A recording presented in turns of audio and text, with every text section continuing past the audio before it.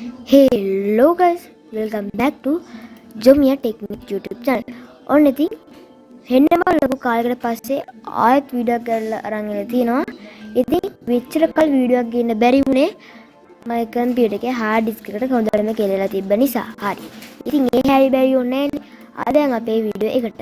හරි. වීඩියෝ එක යන්න කලින් කියන්න දෙනවා ඔයාලා අපේ channel එකට අලුත් කෙනෙක් නම් දැන්ම subscribe කරලා අලුතින් එන වීඩියෝස් ඔයාලා ළඟටම ගෙන ගන්න notification එකත් on කරලා තියාගන්න. හරි. ඔයාලට පේනවා ඇති මෙන්න මේ වගේ RAM clean එකක් මම හදාගෙන තියෙනවා. ඔයාලට මේ open කරනකොට මේ RAM clean එකෙන් මේ අනවශ්‍ය temp files, cache files ඔක්කොම delete කරලා දානවා. හරි මම ඒක delete කරනවා. අද ඉතින් මම ගියා දැනන්නේ එන්න ඒ වගේ RAM clean එකක් ඔයාලා computer එක කොහොමද හදාගන්නේ කියලා.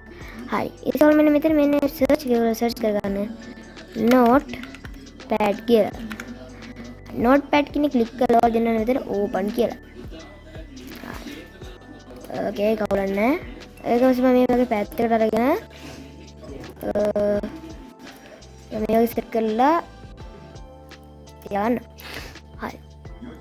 ඊට පස්සේ ඔයාලා මම මෙන්න මේ දාලා මම ඔයාලට දාලා තියෙනවා description එකේ link code එක. ඒ code එක ඔයාලා මෙන්න මෙතනට paste කරගන්න ඕනේ. sorry මෙන්න මේ code එක ඔයාලා paste කරගන්න ඕනේ.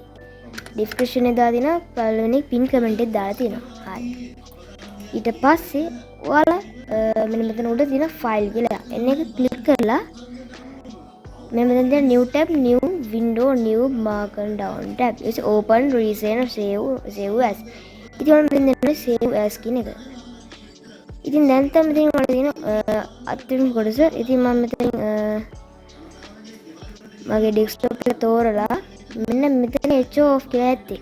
ඒගොල්ලෝ erase කරලා වලට නම දාගන්න. මම දාගන්නවා RAM cleaner කියලා.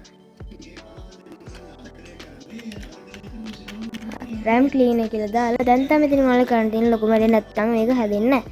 RAM cleaner කියලා ගහලා space තියෙන නැතුව R එක ළඟින්ම .dat කියලා ගන්න. ඊට පස්සේ මෙන්න මෙහෙමම තියලා මෙන්න මේ UTF කියන එක වදින්න ඕනේ NSI කියන එක. NSI නෙදීලා ඔයාලා මේ save කියන එක දෙන්න. හරි. ඊට පස්සේ මේ වගේ RAM clean එකක් ඔයාලගේ computer එකට එනවා. ඉතින් මම මේක right click කරලා open දෙන්නම්. හරි. ඊපස්සේ RAM එක clean වුණා. හරි. අදට මෙතන වීඩියෝ එක ඉවරයි. ඔයාලට සුබ දවසක්.